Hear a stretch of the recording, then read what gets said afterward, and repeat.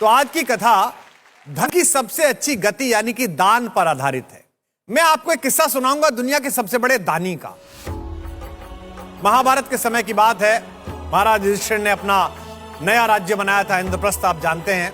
और महाराज युधिष्ठिर सत्य और धर्म के मार्ग पर चलने वाले एक आइडियल किंग, एक आदर्श राजा, बहुत दान किया करते थे। जो आ जाए सामने, जो मांगे, महाराज युधिष्ठिर के द्वार से कोई खाली नहीं जाता था।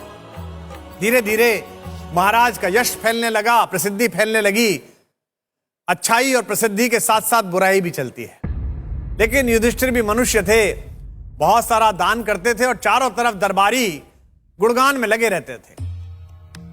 वे युधिष्ठिर से कहते, साहब, संसार में आपसे बड़ा कोई दानी नहीं है, बाकी सब बेकार है।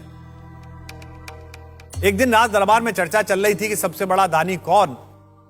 सब एक सुर में बोले, आप महाराज, महाराज युधिष्ठिर। लेकिन उसी सभा में इस संसार को संचालित करने वाले भुवन मोहन कन्हैया भी बैठे थे।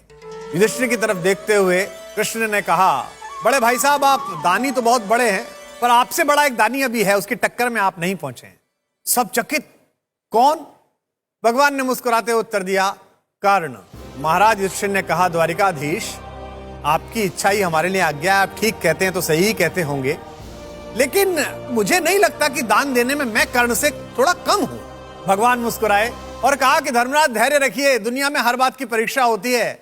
आपके दान की और उसके दान की परीक्षा का भी समय आ ही जाएगा। ऐसा ही हुआ। कुछ दिन बाद राज्य में मूसलाधार बारिश हुई। सब तरफ पानी पानी, 2-3 महीने तक जंगल भीग गए, खाने को कुछ नहीं।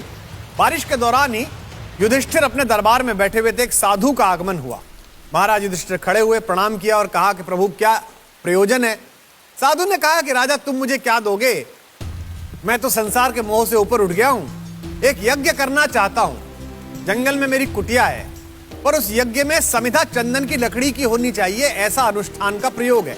तो मुझे कुछ चंदन की सूखी लकड़ियां दिला दो। युधिष्ठिर ने कहा, बहुत छोटी सी बात, अभी प्रबंध करता हूं। उन्होंने सेवकों को कहा, भाई चंदन की लकड़ियां लाओ और महाराज को जितनी चाहिए दे दो। थोड़ी देर बाद सेवक आए खाली हाथ। प्रभु, चंदन की लकड़ी तो मिली नहीं, चूंकि पूरे राज्य में 4 मास से बारिश है, सब जगह भीगी हुई है। दरबार के चेहरे पर चिंता की रेखा।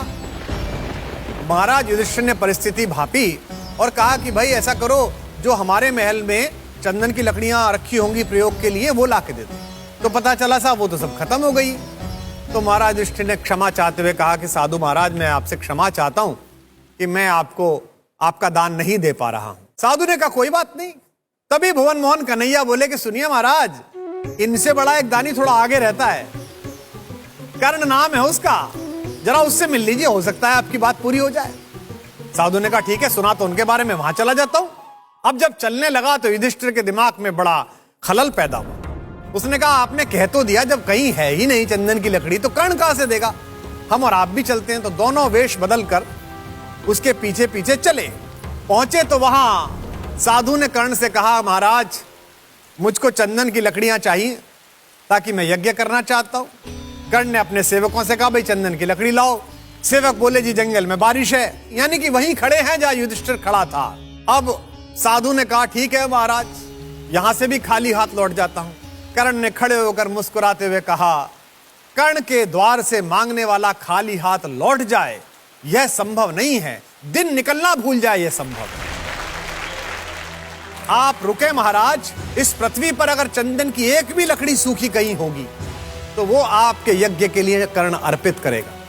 और उसी क्षण कर्ण के मस्तिष्क में आया। उसने अपने सेवकों से कहा कि सुनो, मैं और महारानी जिस कक्ष में सोते हैं, उस कक्ष के खंबे और छत चंदन की लकड़ी की बनी हुई है। मैं रोज देखता हूं और उसकी सुगंध अनुभव करता हूं। तो मैं आप लोगों को आदेश देता हूं कि मेरे शयन कक्ष के सारे दरवाजे खिड़कियां उतारिए, उसको तोड़ दीजिए, उसकी लकड़ी ले आइए और महाराज को अर्पित कीजिए, ताकि अपना यज्ञ कर सके। यही हुआ। कर्ण का शयन कक्ष ध्वस्त कर दिया गया और वो लकड़ी समर्पित कर दी गई। पास में छद्मवेश में खड़े हुए भुवन मोहन कन्हैया ने मुस्कुराते हुए महाराज युधिष्ठिर की तरफ देखकर कहा, प्रभु, महल के द्वार और खिड़कियां तो आपकी भी चंदन की लकड़ियों से बनी थी, लेकिन आपके पास वो दृष्टि और मन नहीं था जो दानवीर कर्ण के पास है। महाराज युधिष्ठिर निशब्द थे। उन्होंने हाथ जोड़कर कृष्ण के सामने क्षमा याचना की और उस समय स्वयं समय ने ही संसार के सबसे बड़े दानी के रूप में कर्ण की घोषणा कर दी। इस कथा का सार यह है कि सबसे बड़ा दान वह नहीं जो आप सहजता से दे सकते हैं। अक्सर लोग अपने घर में काम न आने वाली चीजों को अपने सेवकों में बांट देते हैं। यह कोई दान नहीं है, लेकिन उन सेवकों को जो वो आवश्यकता है जो आपके भी काम आता है, अगर आप अपना काम रोककर उन्हें दे सकते हो, उनकी प्राथमिकता समझकर, तब आप दानी कहलाएंगे। राज्य के चंदन के पेड़ों की लकड़ियां और राजकोष से धन देकर अगर आप चंदन की लकड़ियां किसी साधु को देते हैं तो दानी नहीं कहला सकते। आप अपनी सुविधा को असुविधा में बदलकर, समस्त दायरों से उठकर, अपने शयन कक्ष की खिड़कियां उतारकर, उसकी चौखट तोड़वाकर, उसकी छत तोड़वाकर अगर किसी के यज्ञ को मंगल कर सकते हैं, तभी आप दानवीर कर्ण कहला सकते हैं।